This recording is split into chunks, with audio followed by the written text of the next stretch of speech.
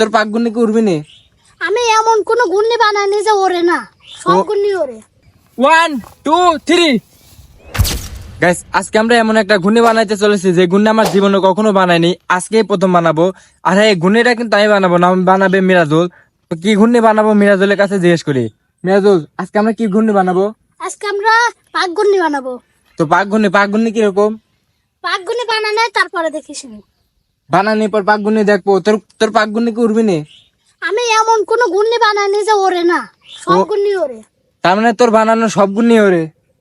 Sure. তো দেখতে পারবো না তোর পাক ঘূর্ণি ওরে কিনা। তো গাইস, আজকে আমরা বানাবো পাক ঘূর্ণি। আর ওর ঘূর্ণি বলে যে কয়টা ঘূর্ণি বানায় সব ঘূর্ণি ওরে। তো দেখি ওর পাক ঘূর্ণি ওরে নাকি। মিরাজুল, তুই এটা কি ঘূর্ণি বানাস? পাক ঘূর্ণি না সিলি ঘূর্ণি? এটা সিলি ঘূর্ণির মতো। বানানির পরে দেখছি না, এটা সিলির মতো দেখা যাচ্ছে, বানানির পরে অন্যরকম পাক ঘূর্ণির মতো দেখা যাবে না। ও, তার মানে এই ঘূর্ণি বানানোর শুরুতে সিলি ঘূর্ণির মতো বানানোর পর পাক ঘূর্ণি।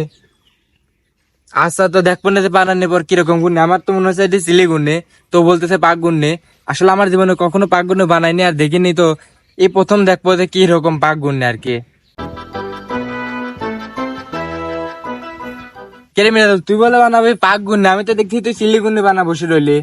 সিলি ঘূর্ণির মতো দেখা যাবে নি, ঠিক পাক ঘূর্ণি এটা বানানির পরে দেখছি না। তার মানে তোর ঘূর্ণি এখনো বানানো শেষ হয় না, এখন সিলি ঘূর্ণির মতো হয়েছে কেবল। সিলি ঘূর্ণির মতোই ঠিক ঠিকই একটু পরে দেখবে পাক ঘূর্ণি হয়ে পাক গেছে। ঘূর্ণি হয়ে গেছে। ও, তার মানে গাছ ওর বানানো এখনো শেষ হয় নাই, কেবল মনে করেন বানাইছে একবারে সিলিগুন্নির মতো। এটা তো সিলিগুন্নি বলে। তো বানানো শেষ হওয়ার পর বলে পাকগুন্নির মতো দেখা যাবে, আর তখন বলে পাকগুন্নি হবে। তো আমরা দেখি তো কিভাবে সিলিগুন্নি না পাকগুন্নি বানায়। আর মনে হচ্ছে যে সিলিগুন্নি বানাবে, কিন্তু ও বলতেছে যে পাকগুন্নি। তো দেখা যাবে না যে ও কি গুন্নি বানায়। কেড়ে মিলে চলে তুই কি বানাস এটা? পাক ঘূর্ণির পাক বানাচ্ছি। পাকগুন্নি এখন পাক বানাইতেছিস? ও, তো এভাবে পাকগুন্নির পাক দিবে নাকি? হ্যাঁ, গাইস, ফাইনালি আমাদের ঘূর্ণি বানানো শেষ। তো মিরাজুল বলছিল যে আমরা পাক ঘূর্ণি বানাবো, কিন্তু এটা পাক ঘূর্ণি না সিলি ঘূর্ণি। আমার কাছে মনে হচ্ছে গেছে এটা মানুষ ঘূর্ণি, কারণ মানুষের মতো পা, মানুষের মতো হাত। মিরাজুল, তো এটা কি ঘূর্ণি বানালে? পাক ঘূর্ণি বানাইছি। পাক ঘূর্ণি তো আমার মনে হচ্ছে না, আমার মনে হচ্ছে যে মানুষ ঘূর্ণি। তো যাই হোক, তো ঘূর্ণি কি উঠবে নি? শিওর 100% শিওর দি করছে ঘূর্ণি উঠবি। তো গাইস, মিরাজুল বলতেছে তো 100% শিওর ঘূর্ণি উঠবে। তো ঘূর্ণি উঠবে কিনা আমরা মাঠে যদি উড়াই, তারপরে বোঝা যাবে যে ঘূর্ণি উঠবে কিনা। তো চলেন যাই আমরা ঘূর্ণি উঠবে কিনা সেটা পরীক্ষা করি। গাইস, তো ফাইনালি আমরা মাঠের মধ্যে চলে আসলাম এই ঘূর্ণি ট্রায়াল দেওয়ার জন্য। তো আজকে দেখতেছেন বাতাস খুব সুন্দর আসে, তার মানে ঘূর্ণি উঠবে।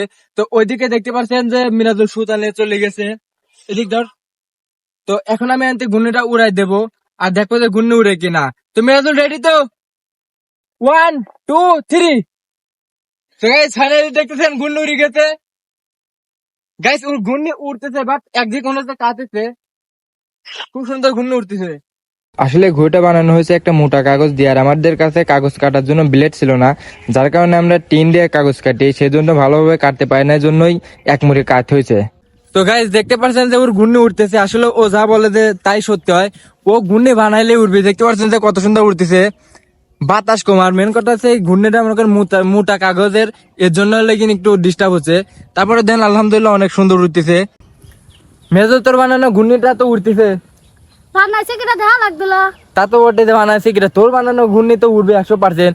তো আমাদের এই ভিডিও যারা দেখছে তা করে কি সাবস্ক্রাইব করবো আমাদের ভিডিও দেখার জন্য? আরো অবশ্যই আমরা কি আরো ঘূর্ণি বানানোর ভিডিও দেবো?